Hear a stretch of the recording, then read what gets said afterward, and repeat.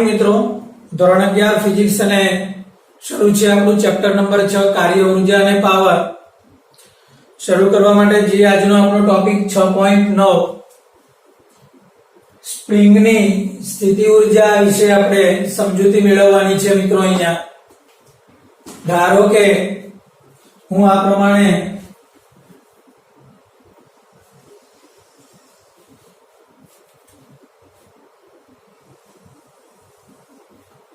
કોઈ એક સ્પ્રિંગ લઉં છું.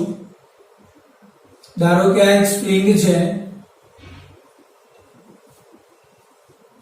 અને તેના છેડે આ એમ દળનો એક બ્લોક મેં રાખેલો છે. અહીંયા સ્પ્રિંગ માટે બે વસ્તુ તમારે ધ્યાનમાં રાખવાની છે મિત્રો. અહીંયા જે થિયરીના જે મુદ્દા છે, આકૃતિનું વર્ણન એ તમારી બુકમાં આપેલું છે, હું અહીંયા બોલું છું. સ્પ્રિંગ એવી લેવાની છે કે જે હુકના નિયમને અનુસરે છે. હવે આ હુકનો નિયમ શું છે એ તમારે ચેપ્ટર નંબર સેમ 2 અને ચેપ્ટર નંબર 13 માં આવશે. પણ અત્યારે ખાલી આટલું યાદ રાખો કે હુકના નિયમને અનુસરતી અવગણીય દળવાળી એક આ સ્પ્રિંગ આપણે લેવી છે. અને બીજું કે સ્પ્રિંગની ગતિ x અક્ષ પર આપણે નક્કી કરેલી છે. આ જે સ્પ્રિંગની ગતિ છે તે x અક્ષ પર આપણે લેવાના છે. આ તેની મધ્યમાન સ્થિતિ છે, એટલે કે x બરાબર 0 છે. અને અત્યારે સ્પ્રિંગ ખેંચાયેલી પણ નથી અને સંકોચાયેલી પણ નથી. સ્પ્રિંગમાં બે રીતે કાર્ય થાય. તમે સ્પ્રિંગને ખેંચો અથવા તો સ્પ્રિંગને દબાવો, તો બંને રીતે તમે સ્પ્રિંગની અંદર કાર્ય કરી શકો છો. ઓકે, અત્યારે સ્પ્રિંગ નથી ખેંચાયેલી કે નથી સંકોચાયેલી. ઓકે, ચાલો હવે હું સ્પ્રિંગને ખેંચું અથવા તો દબાવો. ધારો કે સ્પ્રિંગને x જેટલી ખેંચીએ અથવા તો x જેટલી દબાવીએ તો શું થશે? અહીંયા આપણે વિચારીએ કે સ્પ્રિંગને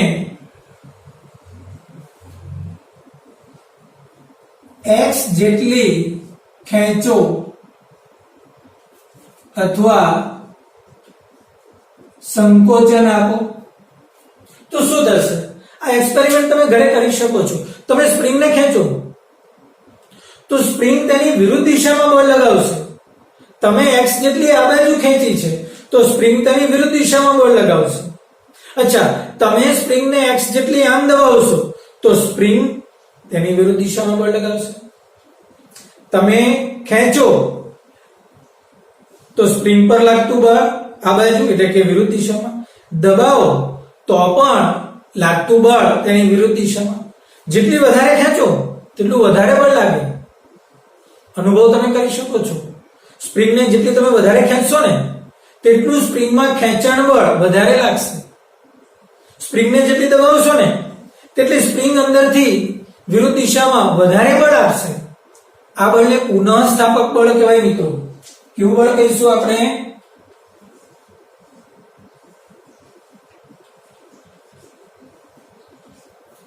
અને આ પુનઃસ્થાપક બળ એ તમે કેટલું ખેંચો છો કે કેટલું સંકોચન કરો છો તેના સમપ્રમાણમાં અને તેની વિરુદ્ધ દિશામાં હોય છે.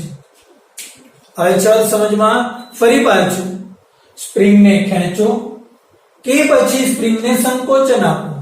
ધારો કે હું આપણા ઉદાહરણમાં સ્પ્રિંગને x જેટલું ખેંચું છું અથવા સ્પ્રિંગને x જેટલું સંકોચન કરું છું તો સ્પ્રિંગ તેનો પ્રત્યાઘાતી બળ આપશે, પુનઃસ્થાપક બળ.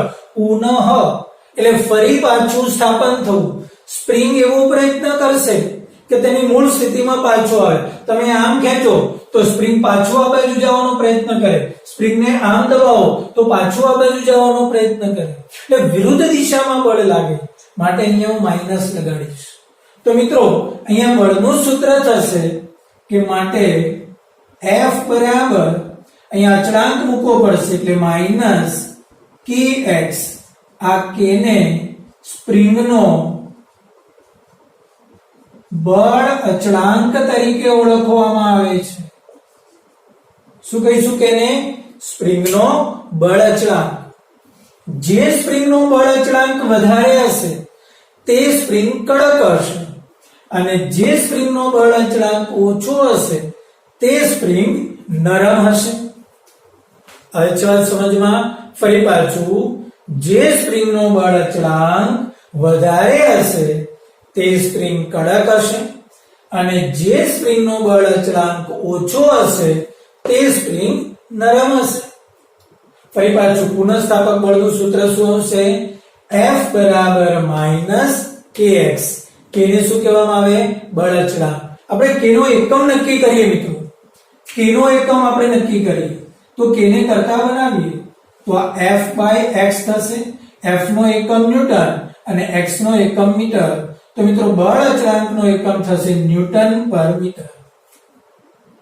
આના ઉપરથી તમે પારિમાણિક સૂત્ર પણ આપી શકો છો. ઓકે, બળનું પારિમાણિક સૂત્ર લખો, લંબાઈનું પારિમાણિક સૂત્ર લખો. તો આના પરથી તમને સ્પ્રિંગના બળ અચળાંક k નું પણ પારિમાણિક સૂત્ર તમને મળી જશે. ચલો આટલી વાત ક્લિયર થઈ? વાત આવે છે સમજમાં? ઓકે, હવે આપણે સ્પ્રિંગની સ્થિતિ ઊર્જાના સ્વરૂપમાં આપણે આગળ વધીએ. ચાલો આટલું ક્લિયર? ઓકે, હવે આપણે એક કામ કરીએ. હું ધારો કે સ્પ્રિંગને xm જેટલી ખેંચી લઉં છું. શું કરીએ છીએ? ધારો કે હું સ્પ્રિંગને xm જેટલી ખેંચી લઉં છું. આ x અક્ષ છે, આ x બરાબર 0 હતો. હવે હું સ્પ્રિંગને અહીંયા લઈ આવું છું તો હતો અહીંયા અને આવ્યો અહીંયા. આ x બરાબર 0 હતો અને મિત્રો આ x બરાબર xm છે. એટલે સ્પ્રિંગને xm જેટલી ખેંચવામાં આવે છે. મેં બાહ્ય બળ એપ્લાય કર્યું, બાહ્ય બળ આ દિશામાં.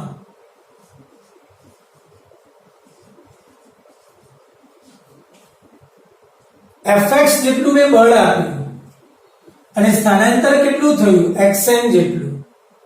મેં f જેટલું બળ આપ્યું અને સ્થાનાંતર કેટલું થયું? xm જેટલું. તો સ્પ્રિંગ x બરાબર 0 થી ક્યાં આવી ગઈ? સ્પ્રિંગ x બરાબર xm પર. એમ ફરી પાછું જે આપણે શોર્ટમાં લખી દઈએ, બળ કેટલું થયું? f જેટલું. સ્પ્રિંગ x બરાબર 0 થી ક્યાં જતી રહી? x બરાબર xm પર. ઓકે, તો હવે મારે અહીંયા કાર્ય જોઈતું છે મિત્રો. તો કાર્યનું સૂત્ર આગળનો લેક્ચર યાદ કરો. કાર્ય, તો મિત્રો કાર્યનું સૂત્ર શું હતું? w બરાબર x1 to x2 f into dx. આવું આપણે સૂત્ર આપી ચૂકેલા છીએ. w બરાબર સંકલન x1 થી x2 f into dx. આવું સૂત્ર આપણે આપી ચૂકેલા છીએ. ઓકે, આ સૂત્રનો આપણે હવે ઉપયોગ કરીશું. ચાલો, તો મેં xm જેટલી સ્પ્રિંગને ખેંચી લીધી છે. ઓકે, તો અહીંયા કાર્ય બે પ્રકારના થશે. એક તો બાહ્ય બળ વડે કાર્ય,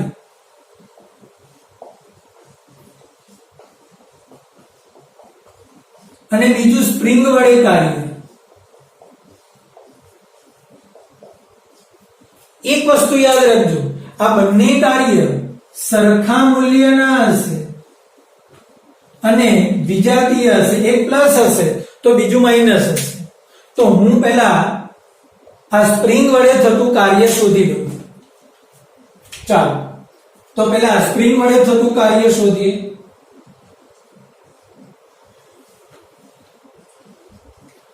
તું એને ws કહીશ.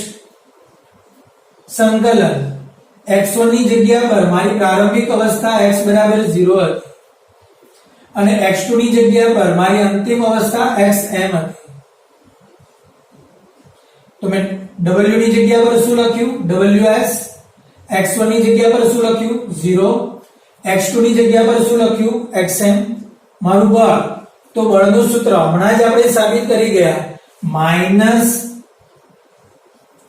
કે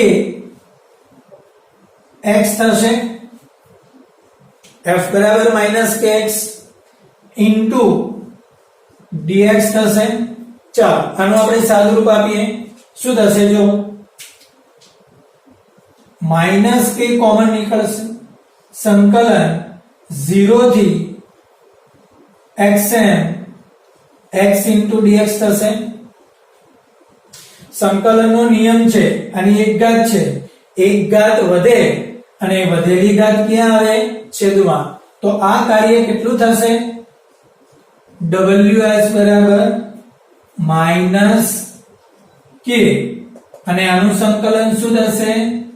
x સ્ક્વેર. જો એક ઘાત વધી ગઈ અને છેદમાં કેટલા આવશે? 2. હવે એની લિમિટ, આ અપર લિમિટ કેટલી છે? xm, અને આ લોઅર લિમિટ કેટલી છે? 0. ચાલો લિમિટ હવે આપણે છૂટી પાડીએ. આ માઇનસ કે, એકવાર x ની જગ્યા પર xm મૂકવાના, એટલે xm સ્ક્વેર બાય 2, પછી ફરજિયાત માઇનસ કરવાના અને x ની જગ્યા પર 0 મૂકવાનો, એટલે 0 આવે. તો આપણો જવાબ શું આવ્યો? જો માઇનસ 1/2 કે xm સ્ક્વેર. તો મિત્રો આ સ્પ્રિંગ વડે થતું કાર્ય આવ્યું. હવે જો કોઈ મને એમ કે મારે બાહ્ય બળ વડે થતું કાર્ય જોઈતું છે, તો કાર્ય આટલું જ આવશે, પણ મારે માઇનસ નિશાની દૂર કરી દેવાની થાય. તો બાહ્ય બળ વડે થતું કાર્ય ધન, અને કેટલું? 1/2 કે xm સ્ક્વેર, અને સ્પ્રિંગ વડે થતું કાર્ય કેટલું? તો કે -1/2 કે xm સ્ક્વેર. પ્રશ્ન થાય કે આ કાર્ય જાય છે ક્યાં? જો મિત્રો તમે સ્પ્રિંગને ખેંચો છો તો તમે કાર્ય કર્યું અને આપણું કરેલું કાર્ય ધન છે, તો એ કાર્ય સ્પ્રિંગમાં સંગ્રહ પામે છે. તમે સ્પ્રિંગને આટલી ખેંચો તો તમે કાર્ય કર્યું. કેટલું કાર્ય કર્યું? 1/2 કે xm સ્ક્વેર. તો એ કાર્ય સ્પ્રિંગમાં સંગ્રહ પામે છે અને સ્થિતિ ઊર્જાના સ્વરૂપમાં સંગ્રહ પામે છે. તમે છોડી દેશો એટલે સ્પ્રિંગ દોલનો કરવા લાગે છે. કેવી રીતે સ્પ્રિંગે દોલનો કર્યા? તો સ્પ્રિંગ પાસે સ્થિતિ ઊર્જા હતી. એ સ્થિતિ ઊર્જા ક્યાંથી આવેલી હતી? મારા કાર્ય કરવાથી. એટલે કોઈ પૂછે કે સ્પ્રિંગની સ્થિતિ ઊર્જા કેટલી? તો કાર્યને સ્પ્રિંગની સ્થિતિ ઊર્જા કહેવાય. સ્થિતિ સ્થાપકીય સ્થિતિ ઊર્જા બોલાય. અને શું કહેવાય મિત્રો? સ્થિતિ સ્થાપકીય સ્થિતિ ઊર્જા. અને એ સૂત્ર આવશે U બરાબર 1/2 kx². આપણે કોમન xm કેવું કઈ ન લખીએ, માત્ર x જ લખીએ તો સ્પ્રિંગની સ્થિતિ ઊર્જાનું સૂત્ર શું આવે? 1/2 kx². હવે છે વાત સમજમાં? ઓકે. આ મિત્રો આપણે ખેંચવાની વાત થઈ. અચ્છા, જો આની અગેન્સ્ટમાં તમે સ્પ્રિંગને આ રીતે દબાવો છો, આ x અક્ષ છે, તમે ધારો કે સ્પ્રિંગને આટલી દબાવી અને અહીંયા લાવ્યા, આ સ્પ્રિંગને x પર લાવ્યા, હતી ક્યાં? x બરાબર 0 પર, અને લાવ્યા ક્યાં? x બરાબર x પર. તો આ વખતે મારે કાર્ય જોઈતું હોય તો એ કાર્ય મારે કઈ રીતે આપવું? તો બહુ સિમ્પલ છે. શું કરો તમે? અહીંયા હતી ક્યાં? 0 પર, x ની જગ્યા પર ક્યાં લાવ્યા? x પર, તો અહીંયા x લાગે. તો મિત્રો અહીંયા પણ x લાગે, તો આમાં પણ અહીંયા x લાગશે. તો ફાઇનલી આમાં પણ અહીંયા x, અને આ સૂત્ર તમારું આ રીતે બનશે. તો સ્પ્રિંગ માટે થતું કાર્ય કેટલું આવશે? તો કે -1/2 kxc². ઓકે. અને જો મારે બાહ્ય બળ વડે કાર્ય જોઈતું હોય તો એ ધન આવશે અને એ કેટલું આવશે 1/2 k xc² પણ એ કેવું આવશે પ્લસ ક્લિયર અને આ કાર્ય સ્થિતિ ઊર્જાના સ્વરૂપમાં સંગ્રહ પામે જો પેલા xm હોય તો u બરાબર 1/2 k xm² લખો અચ્છા તમે દબાવો છો ને c જેટલી દબાવો છો તો સ્પ્રિંગની સ્થિતિસ્થાપકીય સ્થિતિ ઊર્જા કેટલી આવશે 1/2 k xc² આવશે કોમન સૂત્ર લખવું છે તો 1/2 k x² સૂત્ર આવશે તમારે આ વસ્તુ ગ્રાફ દ્વારા મેળવી છે ધારો કે તમે આ રીતે ગ્રાફને ડ્રો કરો છો f વિરુદ્ધ x નો આલેખ તમે લો ધારો કે આ બળ છે અને આ x છે તો તમારો જે આલેખ આ રીતે આવશે તો આ ભાગમાં જે ઘેરાતું ક્ષેત્રફળ છે એ આ તમારું કાર્ય આપે છે જે ઋણ છે અને આ ભાગમાં ઘેરાતું જે ક્ષેત્રફળ છે એ કાર્ય આવશે ધન આવશે તો તમે જો આ કાર્યની વાત કરો તો એ સ્પ્રિંગ માટેનું કાર્ય જે ઋણ છે આ 1/2 k xc² જે ઋણ છે માટે x અક્ષની નીચે પડે છે ગ્રાફમાં તમે જુઓ છો તો તમારું જે કાર્ય છે એ x અક્ષની નીચે હોવાનું કારણ શું છે તો કે તે ઋણ છે ત્રીજા ચેપ્ટરમાં ભણી ગયા કે ક્ષેત્રફળ ઋણ એ x અક્ષની નીચેનું ક્ષેત્રફળ ઋણ છે અને x અક્ષની ઉપરનું ક્ષેત્રફળ ધન આવે છે વાત સમજમાં મિત્રો ઓકે અચ્છા ધારો કે અહીંયા પરિસ્થિતિ કઈ થઈ તમે સ્પ્રિંગને ક્યાંથી ક્યાં લઈ ગયા x બરાબર 0 થી xm તો કાર્ય મળ્યું x બરાબર 0 થી xc તો પણ કાર્ય મળ્યું હવે હું એક કામ કરું આપણે પૂછી કાઢીએ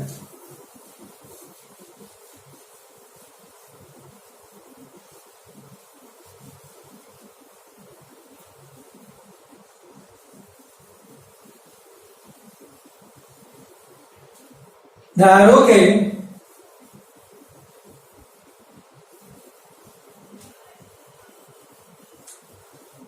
હું સ્પ્રિંગને xi થી xf પર લઈ જાઉં છું આ રીતે છે અહીંયા આ આકૃતિને અત્યારે આપણે ધ્યાનમાં નથી લેતા આપણે એક અલગથી આકૃતિ ડ્રો કરીએ ધારો કે સ્પ્રિંગ થોડી ખેંચાયેલી છે એટલે કે આ xi છે હવે તેને વધારે ખેંચું છું અને અહીંયા લઈ જાઉં છું xf પર થોડી વધારે ખેંચી લીધી મેં ઓકે હતી ક્યાં xi પર અને ખેંચીને ક્યાં લઈ ગયો xf પર તો આ કાર્યનું સૂત્ર શું આવે સિમ્પલ છે w બરાબર આની જગ્યા પર શું આવશે xi અને અંતિમ xf આની જગ્યા પર -kx dx થશે ફરી પાછું પેલાની જેમ જ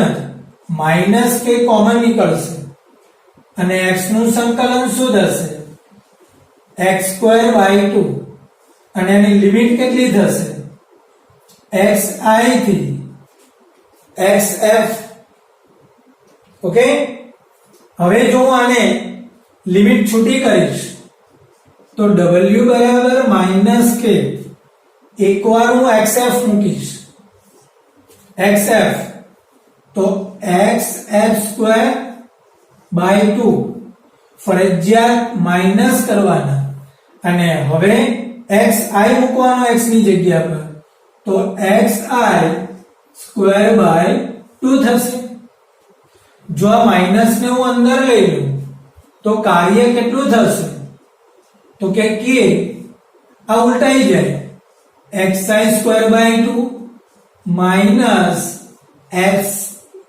xf²/2 થશે w બરાબર કે xi² માઇનસ xf² થશે. ફરી પાછું કયું કાર્ય થયું તો કે xi પરિસ્થિતિમાંથી xf પર લઈ ગયો તો.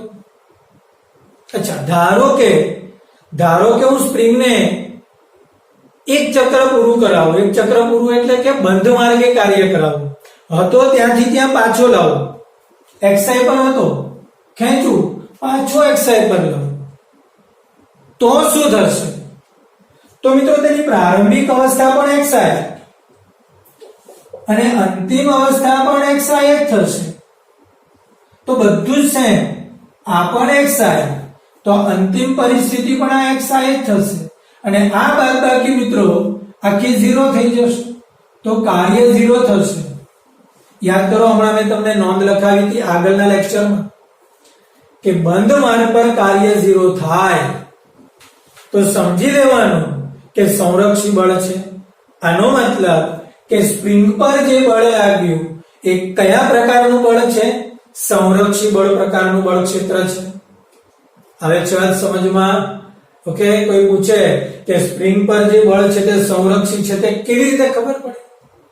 તો કે જે માર્ગેથી તમે જે પરિસ્થિતિ પરથી લઈ ગયા તે સ્થિતિ પર પાછો આવે, કાર્ય 0 થયું.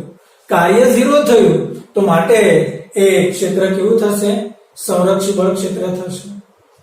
ઓકે મિત્રો, ચાલો આગળ વધીએ હવે. ઓકે, તો ત્યાર પછી આપણે સાથે જ સ્પ્રિંગની સ્થિતિ ઊર્જા, ગતિ ઊર્જા અને યાંત્રિક ઊર્જા વિશે આપણે જોવું છે. ધારો કે મિત્રો હું એક કામ કરું કે આ રીતે સ્પ્રિંગ રહેલી છે અહીંયા,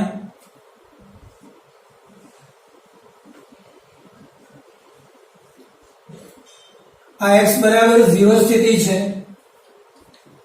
હવે ધારી લો કે હું સ્પ્રિંગને xm જેટલી ખેંચું છું મેક્સિમમ.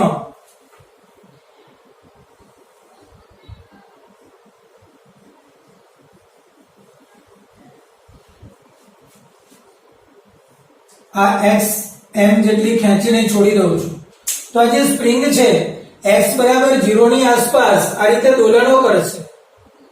આ બાજુ મેક્સિમમ ક્યાં જશે? xm પર, અને આ બાજુ -xm પર જશે. તો સ્પ્રિંગના દોલનો કોની વચ્ચે થશે? x બરાબર 0 ની આસપાસ, x બરાબર -xm અને x બરાબર +xm ની વચ્ચે સ્પ્રિંગના દોલનો થશે. ફરી પાછું સ્પ્રિંગના દોલનો કોની વચ્ચે થશે? x બરાબર 0 ની આસપાસ, x બરાબર +xm અને x બરાબર -xm ની વચ્ચે દોલિત થશે. ઓકે, એક વસ્તુ યાદ રાખજો, તમે સ્પ્રિંગને અહીંયા ખેંચો છો, આ રીતે તમે ખેંચીને છોડી દો છો. ઓકે, તો અહીંયા તેની સ્થિતિ ઊર્જા કેટલી હશે? ગતિ ઊર્જા કેટલી હશે? x બરાબર 0. આપણી પાસે સ્પ્રિંગની અવસ્થા 3 થશે. કઈ કઈ? xm, x બરાબર 0 અને બીજી x બરાબર -xm. આ 3 અવસ્થા થશે. ફરી પાછું કઈ? x બરાબર xm, x બરાબર 0 અને ત્રીજી x બરાબર -xm. ઓકે, એક ચોથી અવસ્થા પણ આપણે વિચારીએ મિત્રો.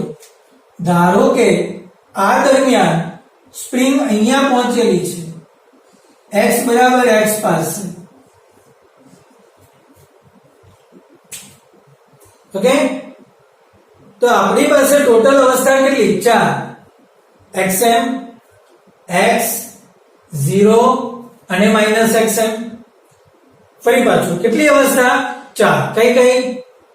xm, x, 0 અને -xm.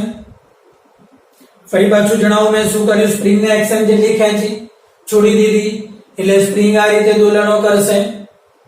કોની વચ્ચે? +xm અને -xm ની વચ્ચે. કોની આસપાસ? x બરાબર 0 ની આસપાસ. અત્યારે એક યાદચ્છિક અવસ્થા x બરાબર x લઉં છું. ધારો કે મારે આ પરિસ્થિતિ પાસે વેગ શોધવો છે. કેવી રીતે મને મળશે? તો મારી પાસે અવસ્થા 3. એક તો x બરાબર 0, બીજું x બરાબર x અને ત્રીજું x બરાબર xm. ચાલો તમે જો અહીંયા સ્થિતિ ઊર્જા કેટલી હશે તો કે 1/2 k xm સ્ક્વેર. હમણાં જો સ્થિતિ ઊર્જાનું સૂત્ર આવી ગયો 1/2 k x સ્ક્વેર. અચ્છા અહીંયા સ્થિતિ ઊર્જા કેટલી હશે તો કે 1/2 k x સ્ક્વેર હશે. અચ્છા અહીંયા સ્થિતિ ઊર્જા કેટલી હશે 0 કેમ કે x જ નથી તો સ્થિતિ ઊર્જા કેવી. ઓકે ચાલો હવે ગતિ ઊર્જાની વાત કરો તો અહીંયા ગતિ ઊર્જા કેટલી હશે તમે જ્યારે છોડો છો યાદ રાખજો મિત્રો આ અંતિમ સ્થાન પાસે વેગ હંમેશા 0 હોય તો મિત્રો અહીંયા ગતિ ઊર્જા કેટલી વેગ જ 0 તો ગતિ ઊર્જા અહીંયા હોવાની જ નથી. તમે જ્યારે સ્પ્રિંગને ખેંચી રાખો છો અને જસ્ટ છોડો છો તો તેનો પ્રારંભિક વેગ તો 0 હશે તો ગતિ ઊર્જા પણ 0. ઓકે ચાલો અહીંયા આવશે તો ધારો કે અહીંયા તેનો વેગ v છે તો તેની ગતિ ઊર્જા કેટલી થશે k બરાબર 1/2 mv². અચ્છા અહીંયા પહોંચશે ત્યારે તેનો વેગ મેક્સિમમ હશે. યાદ રાખજો સ્પ્રિંગનો મેક્સિમમ વેગ ક્યાં હશે તો કે x બરાબર 0 પાસે. તો અહીંયા ગતિ ઊર્જા k બરાબર 1/2 m vm² મળશે. એટલે મહત્તમ અહીંયા વેગ મહત્તમ તે ગતિ ઊર્જા મહત્તમ એટલે x બરાબર 0 પાસે ગતિ ઊર્જા મહત્તમ સ્થિતિ ઊર્જા 0. અહીંયા તો કે સ્થિતિ ઊર્જા મહત્તમ ગતિ ઊર્જા 0. હવે જવાબ સમજમાં. હવે ઊર્જા સંરક્ષણના નિયમ અનુસાર તમે જોઈ શકો કે આ બંનેનો સરવાળો બરાબર આ બંનેનો સરવાળો થશે. તો તમે એ સૂત્રનો ઉપયોગ કરીને તમે v મેળવી શકો. એ જ રીતે તમે આ બંનેનો ઉપયોગ કરીને vm પણ મેળવી શકો. ચાલો જોઈએ આ બે સરખાવો તો xm પાસે યાંત્રિક ઊર્જા એટલે કે E of xm બરાબર 0 પાસેની યાંત્રિક ઊર્જા આ O પાસેની યાંત્રિક ઊર્જા 0 પાસેની જે પોતે. ઓકે તો આ યાંત્રિક ઊર્જા એટલે બંનેનો સરવાળો થશે એટલે કેટલી આવશે 1/2 k xm² + 0 is equal to 0 plus 1/2 mvm². આ બંનેનો સરવાળો એટલે xm પાસેની યાંત્રિક ઊર્જા આ બંનેનો સરવાળો એટલે 0 પાસેની યાંત્રિક ઊર્જા. ચાલો સાદુરૂપ આપો તો આ 1/2 ઉડી જશે તો આ k xm² બરાબર m vm² થશે. તો આ k / m into xm² બરાબર vm² થશે. તો વર્ગમૂળ કરો તો vm બરાબર આ અંડર રૂટમાં થશે √k / m into xm. આ સૂત્રનો ઉપયોગ કરી તમે મહત્તમ વેગ મેળવી શકો છો. સ્પ્રિંગનો મહત્તમ વેગ vm બરાબર √k / m into xm કરીને તમે શોધી શકો છો. જો તમે આના પારિમાણિક સૂત્રની વાત કરો તો આનું પારિમાણિક સૂત્ર t⁻² થશે અને જો તમે તેના વર્ગમૂળમાં જાઓ k / m નું પારિમાણિક સૂત્ર t⁻². હવે જો અચ્છા આ k / m નું પારિમાણિક સૂત્ર છે. હવે જો તમે તેનું વર્ગમૂળ કરશો તો એ t⁻1 અને આ L1 તો L1 t⁻1 તો આ વેગનું પારિમાણિક સૂત્ર થઈ ગયું. મતલબ કે આ સૂત્ર સાચું છે. આ સૂત્ર સાચું છે મતલબ કે આ યાંત્રિક ઊર્જાનું સંરક્ષણ પણ સાચું છે.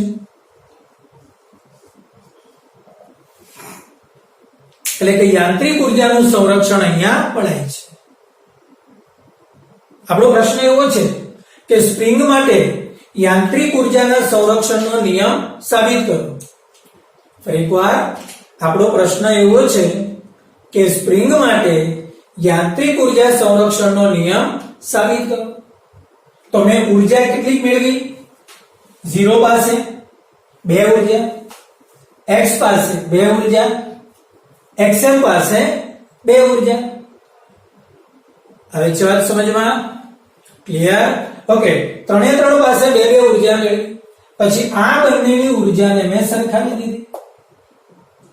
ઓકે, તો આ બંને પાસે જો તમે ઉર્જાને સરખાવો છો તો તમને આ મહત્તમ વેગ Vm નું સૂત્ર આ રીતે મળે છે √kym/xm.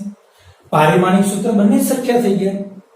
તો આ પારિમાણિક સૂત્ર સરખા થયા મતલબ કે સૂત્ર પારિમાણિક દ્રષ્ટિએ સાચું છે.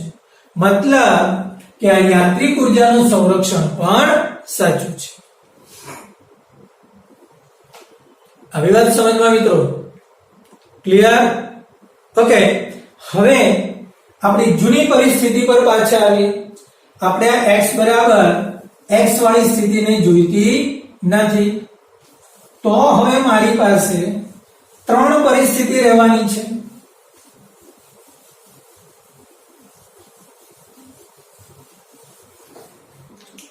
એક પરિસ્થિતિ x બરાબર 0 વાળી, બીજી પરિસ્થિતિ x બરાબર -xm વાળી અને ત્રીજી પરિસ્થિતિ x બરાબર xm વાળી. ચાલો હવે તો તમે સ્પીડમાં ઉર્જા મને લખાવી શકશો. ચાલો અહીંયા સ્થિતિ ઉર્જા કેટલી હશે? તો કે 1/2 k xm². ગતિ ઉર્જા કેટલી હશે? 0. તો સરવાળો કરો તો યાંત્રિક ઉર્જા કેટલી હશે? 1/2 k xm². આ બાજુ ચાલો, અહીંયા સ્થિતિ ઉર્જા કેટલી હશે? 1/2 k. હવે -xm નો સ્ક્વેર કરો તો એ પ્લસ જ થવાનો છે, એટલે હું ડાયરેક્ટલી xm² લખીશ. ગતિ ઉર્જા તો કે 0. બંનેનો સરવાળો કરો તો યાંત્રિક ઉર્જા કેટલી આવશે? 1/2 k xm².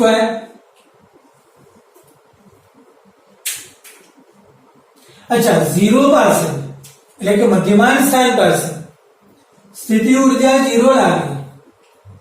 ધારો કે તેનો વેગ v છે તો ગતિ ઉર્જા કેટલી લાગે? k બરાબર 1/2 mv². અચ્છા, યાંત્રિક ઉર્જા બંનેનો સરવાળો તમે કરો તો યાંત્રિક ઉર્જા E એ તો સરખી જ આવવાની છે. હમણાં તો આપણે ભૂલી ગયા કે યાંત્રિક ઉર્જાનું સંરક્ષણ થશે.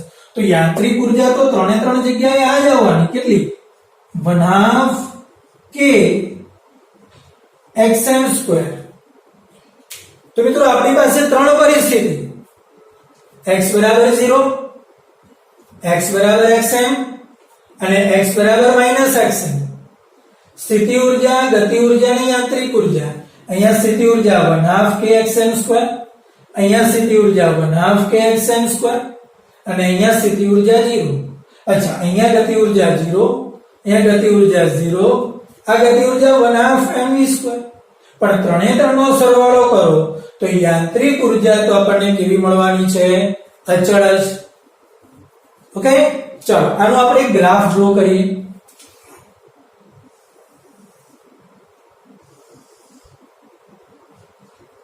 આ y અક્ષ પર આપણે ઉર્જા લઈએ અને આ બાજુ આ x બરાબર 0, આ x બરાબર xm અને આ x બરાબર -xm. તો તમે જરા સ્થિતિ ઉર્જા જુઓ. આ સ્થિતિ ઉર્જા, આ મેક્સિમમ છે, આ મેક્સિમમ છે અને અહીંયા 0 છે. તો એ ગ્રાફ કંઈક આવો આવશે. જો આ સ્થિતિ ઉર્જા આ x બરાબર xm પાસે મેક્સિમમ મળી ગઈ, આ x બરાબર -xm પાસે મેક્સિમમ મળી ગઈ અને x બરાબર 0 પાસે 0 મળી ગઈ. એટલે આ ત્રણે ત્રણ પર આ ગ્રાફમાં આવી ગયા. અચ્છા, ગતિ ઉર્જાનો ગ્રાફ જુઓ તમે, તો ગતિ ઉર્જાના ગ્રાફમાં આ 0 છે, આ 0 છે અને આ મેક્સિમમ છે. તો મિત્રો એ ગ્રાફ કંઈક આવો આવશે. તો જો આ -xm પાસે આ 0, આ +xm પાસે આ 0 અને અહીંયા ગતિ ઉર્જા કેવી છે? આ મહત્તમ. તો આ જે બ્લુ ગ્રાફ છે એ ગતિ ઉર્જાને રિપ્રેઝેન્ટ કરે છે, આ બ્લેક ગ્રાફ છે એ સ્થિતિ ઉર્જાને રિપ્રેઝેન્ટ કરે છે. અને યાંત્રિક ઉર્જાનો જો મિત્રો આપણે ગ્રાફ લેવા માટે છીએ તો એ આ રીતે સળંગ રેખા આવશે. આ યાંત્રિક ઉર્જા ઈનો ગ્રાફ છે, ત્રણે ત્રણ માટે કેવો હશે? જો અચળ હશે. એટલે આ સ્ટ્રેટ લાઈન યાંત્રિક ઉર્જાને રિપ્રેઝેન્ટ કરે છે, આ બ્લેક લાઈન એ સ્થિતિ ઉર્જાને રિપ્રેઝેન્ટ કરે છે અને આ બ્લુ લાઈન એ ગતિ ઉર્જાને રિપ્રેઝેન્ટ કરે છે. બોલો, આવે છે વાત સમજમાં? ક્લિયર? તો મિત્રો આ થયો સ્પ્રિંગ માટે સ્થિતિ ઉર્જા, ગતિ ઉર્જા અને યાંત્રિક ઉર્જા માટેનો ગ્રાફ. ઓકે, તો 6.9 સ્પ્રિંગની સ્થિતિ ઉર્જા આપણી અહીંયા પૂરી થઈ. ઓકે, અને આજનો લેક્ચર આપણે આટલો રાખીએ. નેક્સ્ટ લેક્ચર માટે આપણે ફરી પાછા મળીશું.